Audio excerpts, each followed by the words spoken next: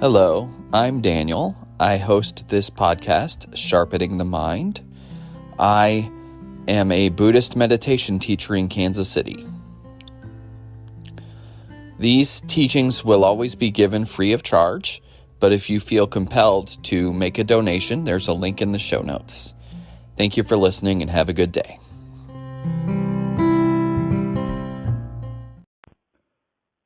Hi guys, I haven't had a guest or done an interview in a long time, it feels like.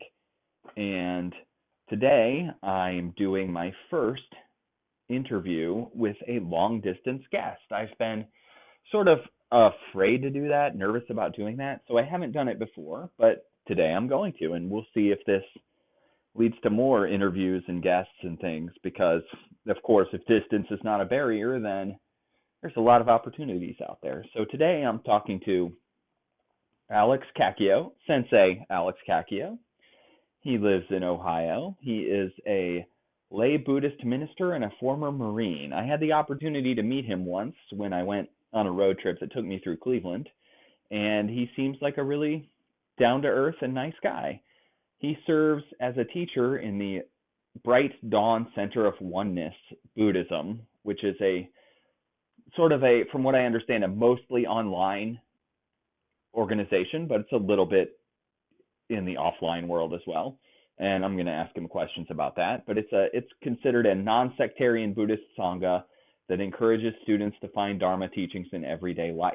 So that'll be sort of an interesting thing to talk about. And Alex is also the author of a book called Perfectly Ordinary, which is about Buddhist teachings for real life. So I think his views are kind of in line with mine. So that's it. That's all I have to say by way of introduction. And so now we will get into our conversation. And I do want to say thank you for listening. And here we go. Okay, so to get right into it, welcome, Alex. I've got your book here, Perfectly Ordinary, here with me. And my intention is for us to just talk about your story and your view of things, because I think that my listeners will find your story very fascinating. So awesome. Thank you. So I'm very glad you're here. Thank you for being here. I want to ask you, people probably ask you a lot, how did being a Marine help you be a better Buddhist? I'm not going to ask you that, but I am going to ask you, how you became a Marine. And the reason I'm asking that is because I think some people enter that because they really want to, and they really want to serve, and they really feel good about that. But I think other people enter that because they have a sort of a financial need, or they don't know what to do with themselves, or they can't afford college, reasons like that. So I wanted to ask you what inspired you to do that, because that is different from what a lot of people do. Sure. So I wanted to ask about that. Sure. So yeah, I'll answer that, but then I'll also answer the question you didn't ask me, which is how being a Marine helps me be a better Buddhist, because they are interrelated, believe it or not. So growing up, I grew up in a military family, so lots of people in the Navy, lots of people in the Army, Air Force, things of that nature. So I was always around that culture. And then a lot of the authors that I enjoyed reading as a child, Ernest Hemingway, Pat Conroy, they also had military service as well. So it was just kind of a thing. It was always around me in some way, shape, or form. And I think what really drew me to the U.S. Marines was that call to serve. I just wanted to contribute in some way to the world. And when you're 17, 18 years old, you don't really know how to do that, right? You think you have a lot of world experience, but turns out you don't. So when I was looking for ways that I could serve, that I can be helpful to the people around me, the military seemed like an option. And what I really enjoyed about the U.S. Marines and speaking with the recruiters is that they actually kind of tried really hard not to recruit me. all they really did was tell me, it's going to be really hard. Not everyone gets through it.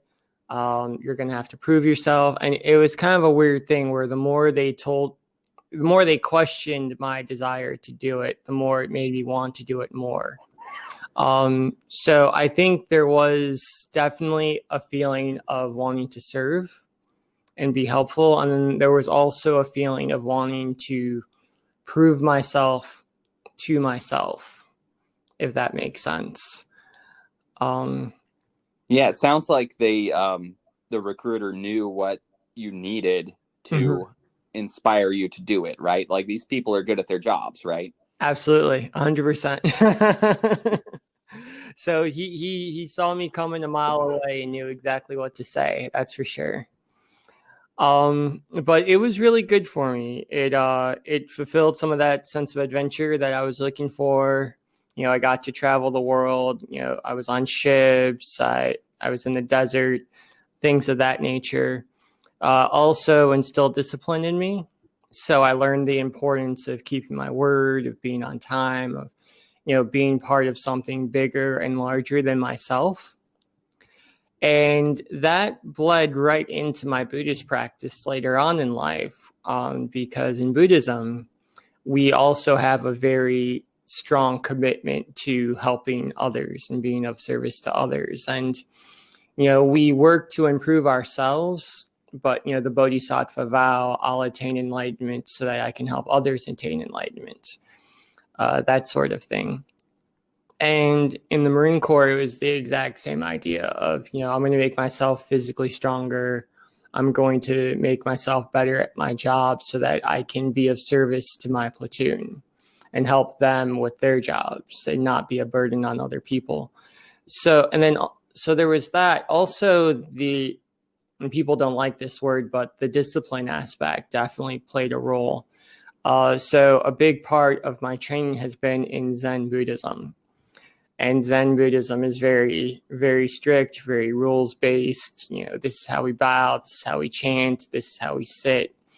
And none of that was a culture shock to me because I was so used to that same sort of mentality in the Marine Corps of this is how we stand, this is how we salute, this is how we wear our uniforms. So when I was in the temple and they were giving us instructions on this is how we wear our robes, it was just like when I was in the Marines, they were telling us this is how we wear our uniforms. So it really helped me insert myself into that temple environment very easily and helped me kind of roll with the punches of my Buddhist training without too much thought, really, and just really being able to just focus on the training itself without, being overly resistant to it. Mm-hmm. Okay. My sense, and that is, I have no military experience at all. That was never an option for me because I have epilepsy, but also I'm kind of cowardly, so I scare easily. But my sense is that an aspect of it is you're learning how to be uncomfortable. Yes.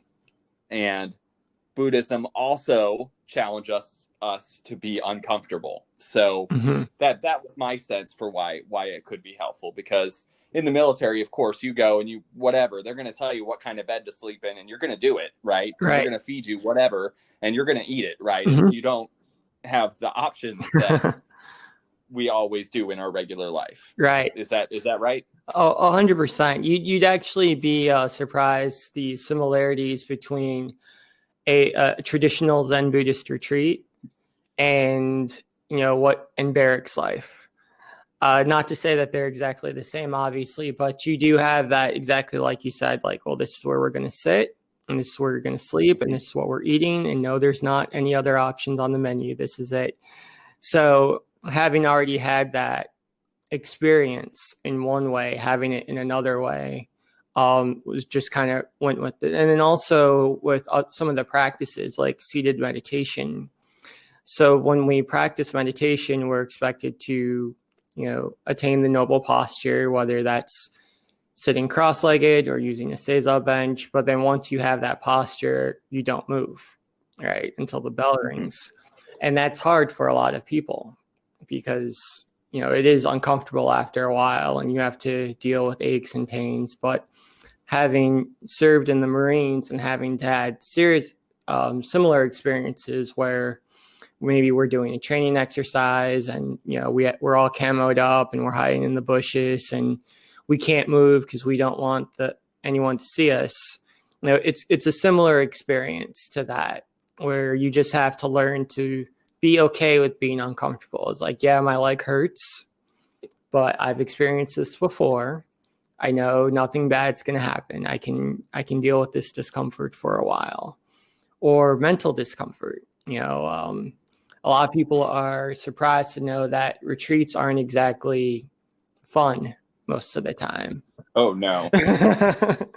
Especially the longer ones. So just having done those training exercises where, we haven't eaten in 12 hours, we haven't slept in 2 days, dealing with that discomfort, not to say that I dealt with anything like that in, Buddhist retreats, thankfully, but being able to deal with that discomfort of, wow, I haven't sat in a chair in 4 days, that sort of thing, just understanding that it's okay to be uncomfortable, that it's not the end of the world, I think is a very important lesson for me.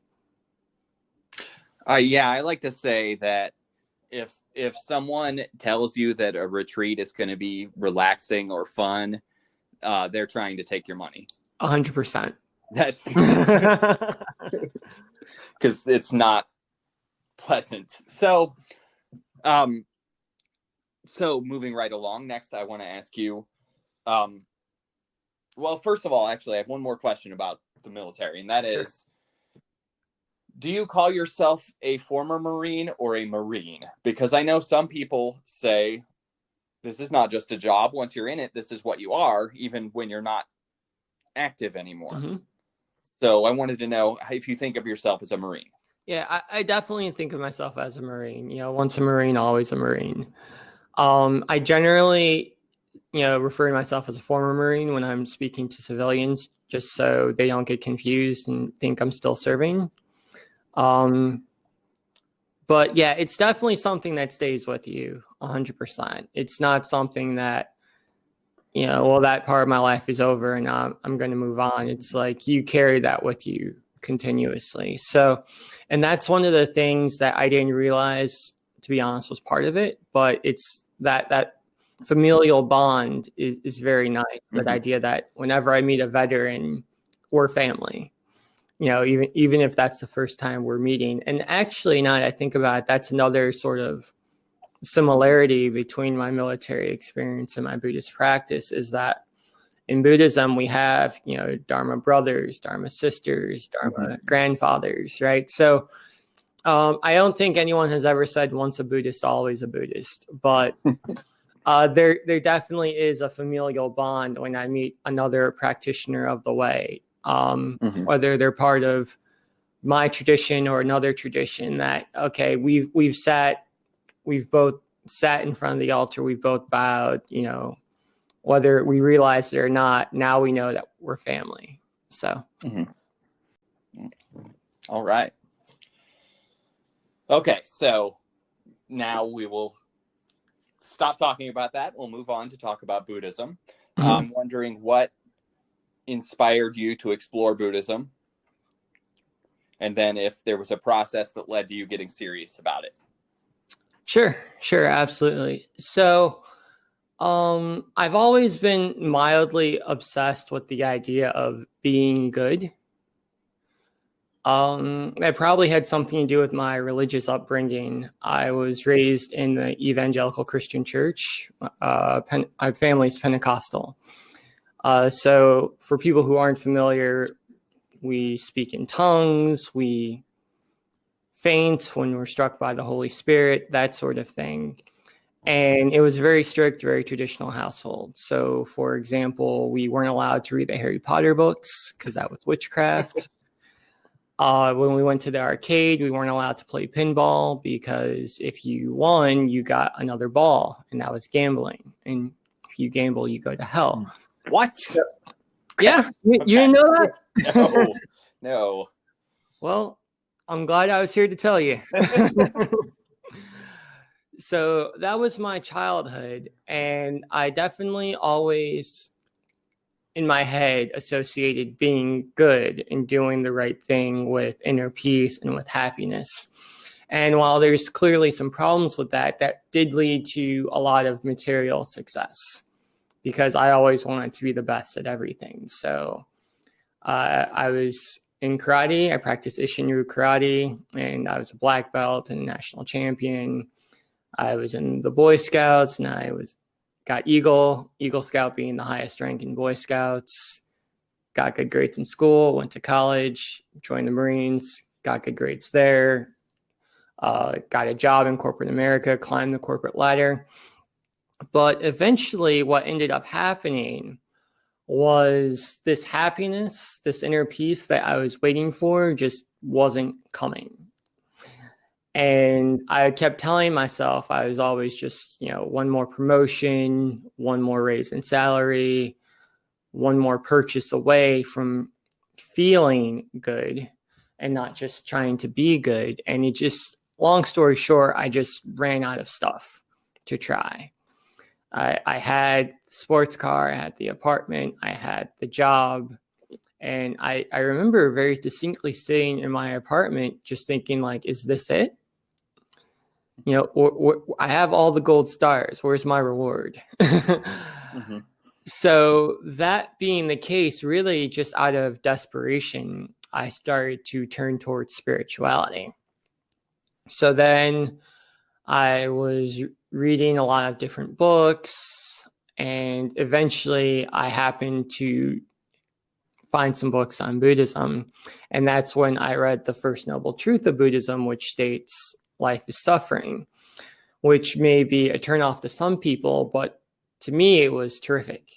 I thought it was great because I was suffering, and I'd finally found a religion, a spiritual practice that, named and validated that suffering instead of telling me it was all in my head. Because up to that point, I'd had these conversations of, you have all this money, how can you be unhappy? You have this great apartment, why are you ungrateful? And it's like, I'm not saying I don't like my apartment. I'm just saying the apartment doesn't make me happy. So that was great. I loved the first noble truth. And that's when I really started to dig into Buddhism. And what I really enjoy about this practice is instead of being told I needed to be good, it just tells me I just need to be. If I can just exist in this moment and just let life be what it is, that's all that's required of me. So really exploring what does the Heart Sutra mean when it says there's no attainment with nothing to attain? And how can I live my normal everyday life without trying to attain something, which is what I'd done for all those years previously, has been a very fulfilling and very sort of enriching experience for me. Okay, so I think when people say things, when people have that attitude, you have everything, why aren't you happy? Like, they're not thinking, like, rich people kill themselves every day. Like, people that have everything are unhappy all the time. Yes. But it's so silly to me, but that is an attitude people have. They think you've got the thing I want, why aren't you happy? Right. So, very true. Very true. So, and you, if I understand your story, you first practiced in the Korean Zen tradition, in the Kwanam school. I first practiced in a Korean Zen lineage as well. But I was going to ask, why did you leave the Zen tradition? But I don't think you feel like you left. But rather, why did you, rather than continuing to train with that, you went and trained with another tradition? And so I'm wondering what led that to come about. And we're going to talk a lot about that tradition that you're in, but I just wanted to know how that came about rather than just sticking with the Kwanam school that you started practicing with. Sure. So I started in the Quantum School of Zen under Pope Link Rhodes. And that was a really terrific experience. He's a fantastic teacher, and I learned a lot from him. What ended up happening, however, was as I practiced more and more and went deeper into the training, is that there was this tension between my Buddhist practice and my daily life. And I was having trouble reconciling the two. So I would go and I would do, let's say, a 3-day retreat, and I'd come out of it and I'd feel very calm and very peaceful. And, okay, my legs are a little sore from sitting that long and from doing all the bowing. We did 108 bows at the start of every day, but like I knew I was onto something. I felt very, if I can use this word, very pure. But then after doing that, I'd have to go back to my corporate job, and now people are yelling at each other over the conference call, and people are making lewd jokes at lunch, and I just could not put these two things together. So my question was, can I practice Buddhism and have a normal life at the same time? And all of the books I'd read up to that point suggested that you couldn't, to be blunt. They either were very academic. So these were professors who weren't actually practicing Buddhism, but they learned and knew a lot about it and they were writing about it. Or these were monastics who either lived in monasteries or had lived in monasteries. They spent 10 years in Japan, and there was always this sort of wink, wink, nudge, nudge feeling that if you didn't do that too, then you weren't really practicing. And I want to be clear, none of this was ever said by Pope Link Rhodes. He was nothing but supportive. This was all going on in my head. But what ended up happening was I decided that I just needed to leave the corporate world behind. That I couldn't do both was my conclusion. So, and I actually talk about this experience in the book, Perfectly Ordinary Buddhist Teachings for Everyday Life, where I sold everything, or I gave it away. I gave away my car, gave away my furniture, and I went on the road. And I spent about 8 months in retreat, living and working on organic farms. So in the morning, I would meditate for 2 hours, work, meditate for another 2 hours in the evening after dinner, do some sutra study, go to sleep, wash, rinse, and repeat. That was my life for 8 months, was just meditating and working. And that was really good. But then what ended up happening was I still wasn't quite sure if I could do both. And what changed my mind on that was reading the Lotus Sutra. So, and that's when I learned about Tathagata. So Tathagata is an interesting word for the listeners who don't know. It's a Sanskrit/Pali word that means he who has thus come, and it also means he who has gone away. And Buddha refers to himself as Tathagata in the Pali Canon, but in the Lotus Sutra, that word is used to refer to reality as a whole. So the world is Tathagata. The world is Buddha. And then that's where in the Lotus Sutra we get the Trikaya teaching, where we have the Dharmakaya, which is Tathagata. We have the Sambhogakaya, the joy body of Buddha. The celestial beings, Kanan, Jizo, etc. And then we have Nirmanakaya, which is us, right? The physical Buddha, and also the Buddha of 2,600 years ago. So now reality, Buddha, the man Buddha is all one thing. And that just blew my mind, because what that essentially meant was that the absolute reality and the relative reality, my corporate job and my spiritual practice, were also one and the same. So that caused me to realize that there was no separation between the two.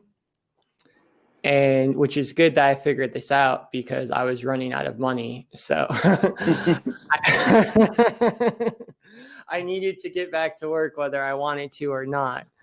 So that led me then to try and find a spiritual practice that really focused on integrating daily life with spiritual practice. And that's when I found Reverend Koyo Kubose and the Bright Dawn Center of Oneness Buddhism. And that's really their focus, is how can we do both at the same time? Okay. So, yeah, some people tend to think you have to sort of give away everything, or you have to, like, you're not a proper Buddhist if you're not, like, if your career is something other than yoga teacher, or what, I don't know, what else do people make money at when they're a massage therapist or something, right? If your career's not directly absolutely helping people, then you're not really a Buddhist. And I think that attitude is really strange, and I don't like it. So I once had an experience, but I once was just reflecting on these things and sort of having a tough time and getting confused. And I saw a broken beer bottle in the road because I was going for a walk, and I just thought, it just popped in my head, oh, a beer bottle reflects the entire universe. A beer bottle reflects the entire universe. And that gave me that moment where suddenly not everything changed, but some of these heavy metaphors and heavy things like what's in the Lotus Sutra were easier for me to grasp, because I just thought, oh, well, a beer bottle reflects the entire universe. We have categories where we think, well, this is spiritual and this is not. But the truth is, no, it's all spiritual. Right? So a beer bottle reflects the entire universe. So a corporate job reflects the entire universe. You do work a corporate job now. Is that right? That's correct. Okay. I work a government job. So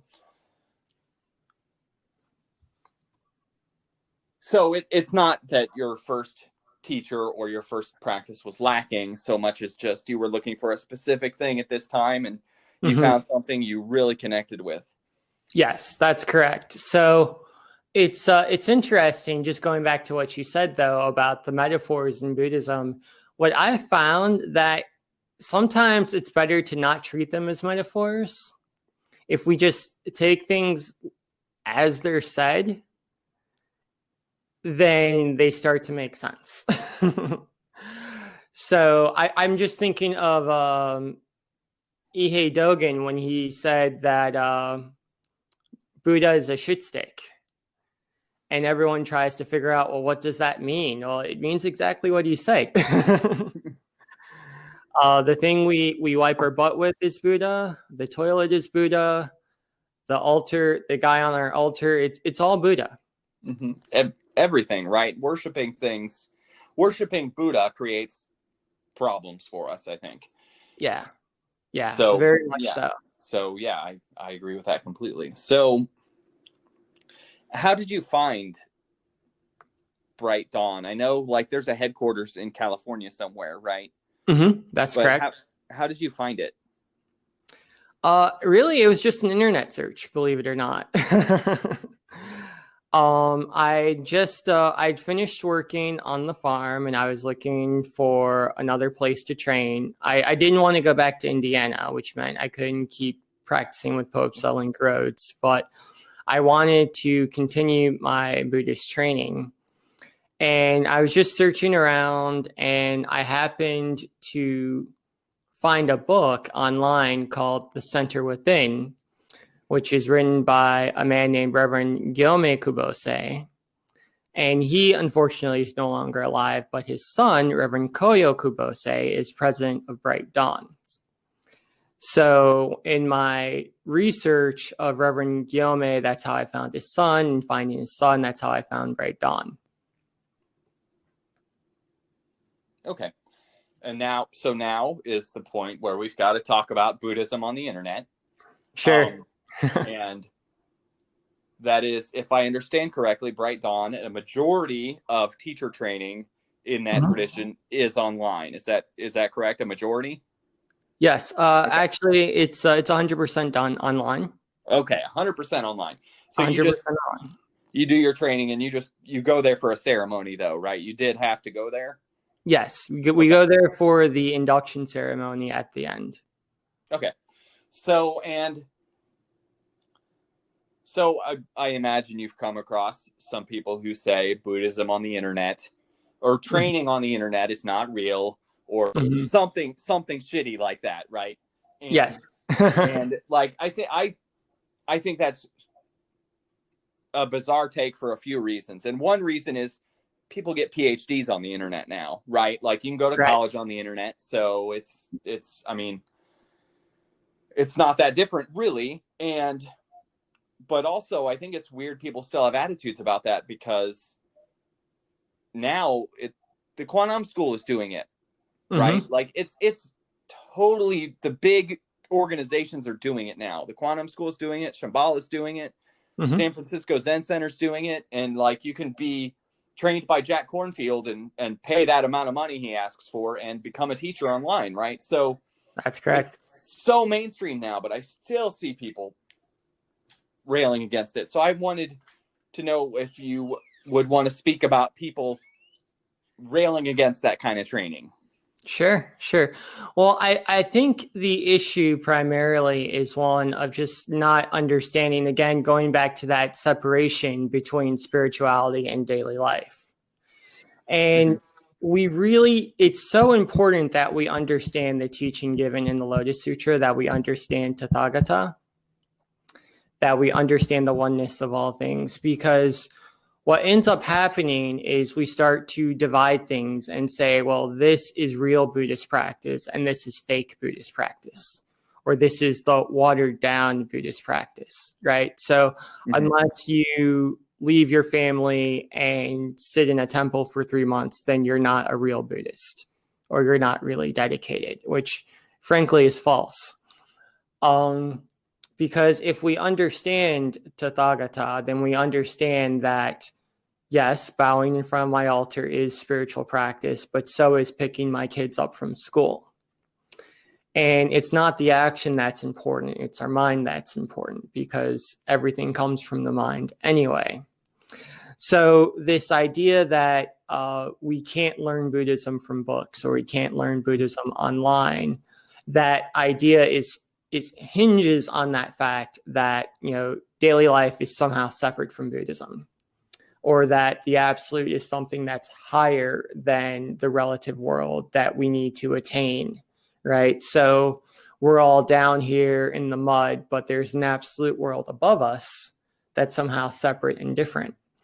But that's just not supported in the sutras or in the teachings. If you look at Nagarjuna, for example, who's an Indian Buddhist philosopher, he taught about the Two Truths doctrine, and he taught about the absolute world, and he talked about the relative world, but he also taught that they are both essentially one and the same, that it's only our mind that separates the two. It's kind of like saying a wave is separate from the ocean it comes from, right? Our mind creates that distinction because it makes it easier to understand, but there's really no distinction there. So when we talk about learning Buddhism and learning Buddhism online, I really have zero interest in what's quote unquote real Buddhism.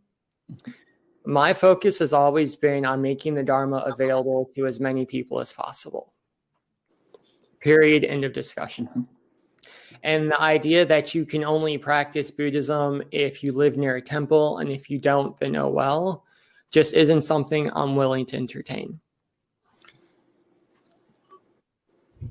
All right. Yeah, that's kind of my view too. Like I want to reach people and reach people as widely as possible. And I think there's a lot of sort of gatekeeping and I also think there's this view that like, you've got to have a famous teacher to be taken seriously too. And I also don't like that. And I think people see things that way as well. I had somebody ask me, who's your teacher? And I was just like, you haven't, I'll tell you, but you haven't heard of him. So that like people expect to hear a famous name. And it's bizarre to me that fame has entered into Buddhism as well. Yes. Well, nirvana is samsara. So we all come into the practice thinking that Buddhists are holy, enlightened, transcendent people, but the fact is we're as screwed up as everyone else. And there is spiritual materialism in the world, just like there's the normal materialism that exists in the world. And one of the things I really enjoy about Reverend Koyo and his approach to Buddhist practice is that he is 100% unpretentious about everything. So you never get this feeling from him that he's this deeply enlightened, better than you are person. You always get the feeling that he's right there with you, giving the teachings. And even if someone tries to put him on that pedestal, he always very quickly steps off the pedestal, which is something that I respect and is something that I think sets a great example for the rest of us. Yeah, that I'm sure for many people that pedestal is really tempting.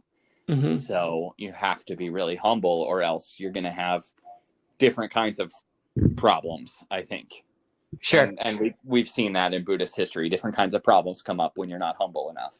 So and what you teach, and you do teach now, and what you teach is the Bright Dawn tradition. But the Bright Dawn tradition, though, we should be clear, draws from all sorts of different areas. But that is what you teach in. Is that right? Sure. So my teachings are rooted in the Pure Land and Zen Buddhist traditions. So I practice with Bright Dawn. I also still practice Zen as well, with a gentleman by the name of Venerable Shiying Fa, who is a Chan Buddhist monk.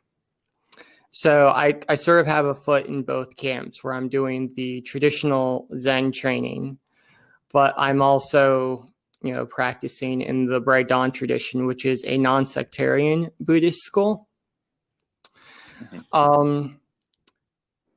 And so my teaching, I don't think it's correct to say it's the Bright Dawn way, because there really is no Bright Dawn way of practicing Buddhism. But my teachings are very heavily focused on the Pure Land and Zen Buddhist traditions, and more largely on the Mahayana Buddhist tradition. Okay. So, and I have, just to circle back to that internet discussion, I wrote an article about Buddhism on the internet just because I think it's weird that there's still pushback about it when it's mainstream. But in my article, I said, and I recognize these flaws in practicing on the internet, but also I recognize that I'm 40 years old, and people that are younger than me have a very different view. So whereas at my age, like, what I can't imagine doing is meeting someone far away and falling in love on the internet without meeting them in person. And I know people that are 10 or 15 or 20 years younger than me are doing that a lot. So sure, I also wonder if it's a generational issue. And so what I want to ask you is, what do you think of that? Do you think the direction Buddhism is going to go is more online train? That is, after this outbreak is over, more and more online. Obviously, that's where things are going right now. But do you think it's going to keep going in that direction, especially because, like, having a physical temple is really expensive, and Buddhism is not really spreading as much in the United States as it maybe used to. So it's not like at some point there's going to be temples everywhere. It's probably not going to be temples everywhere ever. So sure. I wanted to ask you, do you think that's the direction that Buddhist teaching and teacher training is headed, is more and more on the internet and less in real life, and less of people having that attitude of it's not real if it's not in person? Oh, yeah. Yes, I definitely think increasingly you'll see people receiving teachings online. and receiving teaching empowerments via online training for a variety of reasons. The first being what a lot of people don't realize is that so Buddhism has survived by really ingraining itself in whatever community it was a part of. So when the historical Buddha was practicing, he and his monastics lived amongst their community, and they went out and they did alms rounds and they received donations. And in return for those donations, they gave people blessings. And then that's how they supported the Sangha. If you go to Japan, Korea, China, they have these monasteries, but they're still performing services for the people and receiving donations in exchange for that. So weddings, funerals, baby blessings, things of that nature. In addition, so it wasn't so much I go to the temple and I pay you and you teach me Buddhism. It was I go to the temple, you do this ceremony or this service for me, and then I pay you. So that was the financial model, more or less. And we simply just don't have that here in the United States. There are very few people having Buddhist funerals right now.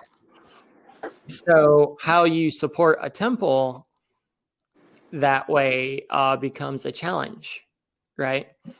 And then also the idea that you find a teacher and you train with them for 15 years.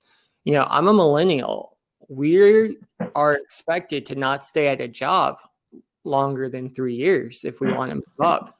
So we're constantly moving for our work. Mm-hmm. So the idea that we could stay with one teacher in one place for 15 years and support ourselves and our families just doesn't work out economically. So for that reason, I think what's going to happen in the West is that more and more teachings are going to move online just out of necessity so that they're available to people. And then also because of the reasons I mentioned earlier.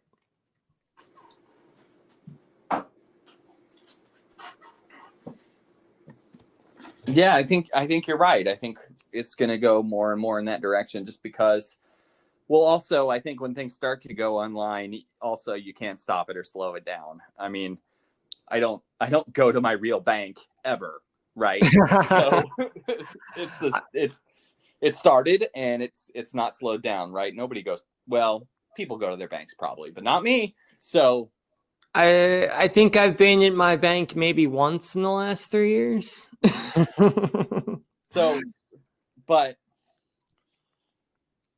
the one limitation I see in practicing online, that's really the only real solid limitation I see is if you're practicing online, you're not making Buddhist friends, not in real life, right? Mm-hmm. So that there's a community aspect that I think is lacking, but I think the teaching aspect, I think, comes through just fine. And I think we shouldn't worry.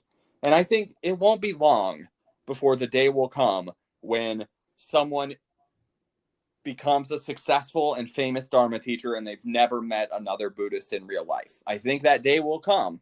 Mm-hmm. And we'll see that, and people will be talking about that because it's possible now. Yeah. So I'm really interested for how that's going to shake out. So your book, we're going to talk about your book now. Your book is all about Buddhism in everyday life. It all is all about what you said your initial motivation was, which was being able to have this and this together rather than having to run off and, work on a farm. So that is what your book is all about. And I really like it. That's kind of how I tend to view things as well. I think we don't have to. I think that this is something that is available for all people and isn't just for the certain kind of person that's willing to cut everything and change their life. That being said, I think if you're a serious practitioner, it's going to change your life. But I also think that you can be in the world. I think it's very clear that you can be in the world. And I think Buddhist history has always had sort of the monk tradition where people are out of the world, and the ordinary person tradition, or lay person is what we say. And I'm not crazy about that term, but I don't have a better one. But the lay people and even lay teachers who just are in the world, who just are raising kids and working a job and doing whatever they do. There's always been that tradition, but still some people have these things stuck in their heads. And I don't know what my point is here. So, do you have a favorite story in your book? Sure. Yeah, absolutely. So just backing up. So the idea behind the book, Perfectly Ordinary Buddhist Teachings for Everyday Life, was really explaining my own journey in learning how to blend my spirituality with my daily practice. And in addition to that, learning how to find that Buddhist lesson in everything I'm doing. And the way I do that is I take the core tenets of Buddhism, the Four Noble Truths and the Noble Eightfold Path, and I lay them out doing two things. So I speak about them from a theological perspective. This is the teaching, this is how it's explained in the sutras. And then I tell stories about my own experience, about how each one of these tenets has helped me in my life. So how did the first noble truth help me understand suffering and how to end suffering for other people? How did working on a furnace in a farm when my hands are cramping because it's cold, how did that teach me about right livelihood and the importance of that? What does our current political situation have to do with right speech? And how can we practice right speech when it's talking about politics? Things of that nature. So that being said, the one story that I would say really kind of sums up the entire book and where I was going with it is one called Perfectly Ordinary, which is where the title of the text comes from. And it describes a experience I had, a realization while I was on retreat with Venerable Xiying Fa, who's the Chan Buddhist monk I mentioned earlier. And what happened was we were doing a retreat. It's a traditional Zen Buddhist retreat. So it's in silence. We're not allowed to talk. We're not allowed to use cell phones, laptops. And even the way we held our hands, we had to hold our hands in a certain way while walking. So it was a body practice. And also we weren't allowed to make eye contact with other participants as well, because communication can be done through body language, right? Mm-hmm. So a very traditional retreat in that way. And we're sitting, and part of the practice is kinhin, or walking meditation, right? So we get up and we do our walking meditation outdoors. And this is late fall, so it's rather cold. And we're walking, and we have a certain route that we walk around the property where we're doing the retreat. And there was a moment where I stepped on a branch, and suddenly everything around me went Technicolor, high definition. It's like if you're watching a TV show on an old cathode ray TV, black and white from the 50s, and then suddenly you switch to a high def 3D television from today. Like that was the change. And I looked at the trees, and suddenly the trees weren't just brown, they were like brown in like big capital letters. And I saw that there were different shades of brown in the trees, and they were just absolutely gorgeous. And I'm looking down at the dead leaves, and they're not just dead leaves anymore. They're vibrant orange and yellow, and there's all these nooks and crannies in them. I just saw a detail in the world and a beauty in the world that I hadn't seen before. And it was very cool. It was also a bit scary and a bit overwhelming. Mm-hmm.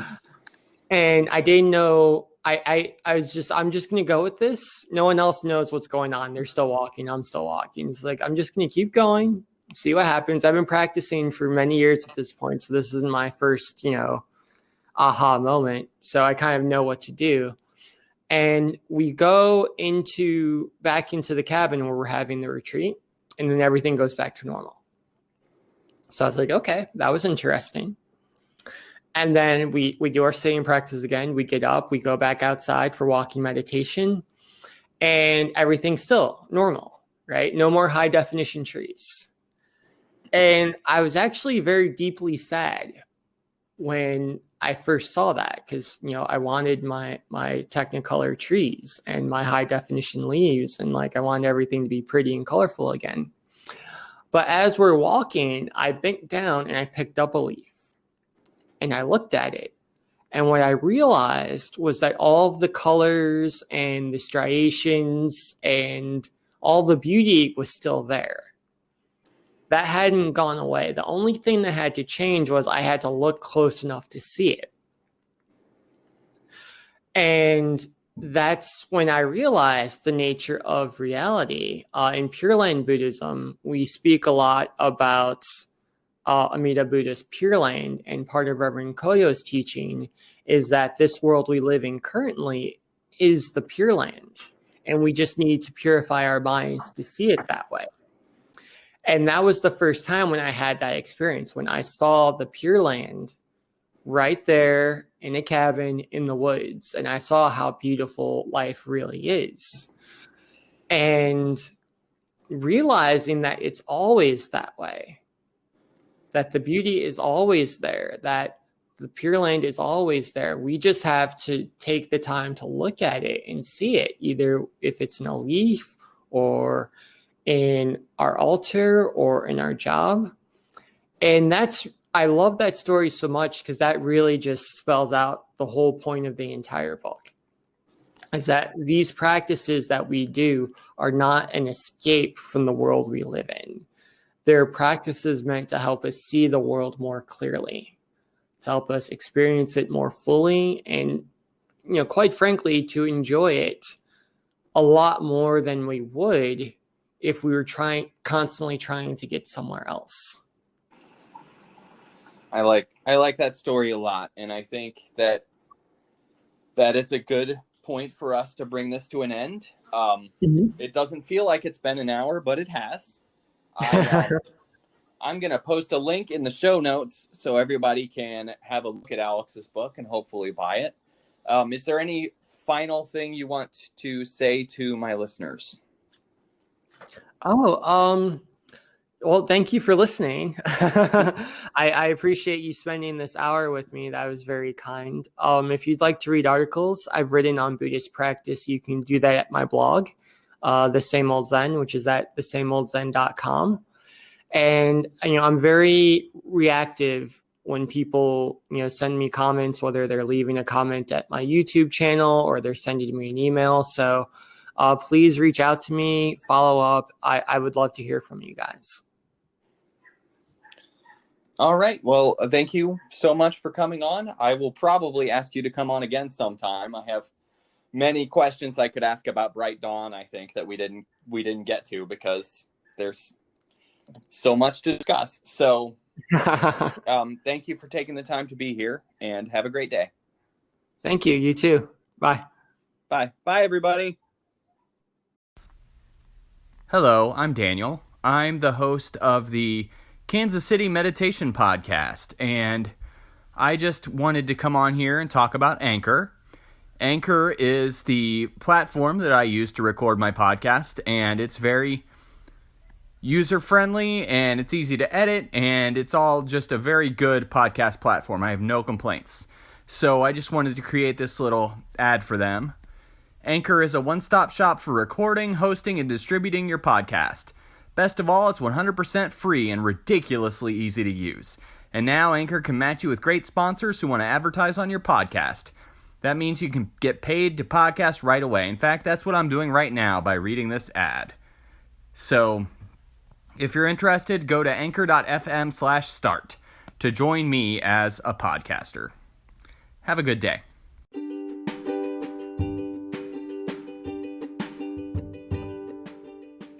Thank you so much for listening. Have a great day.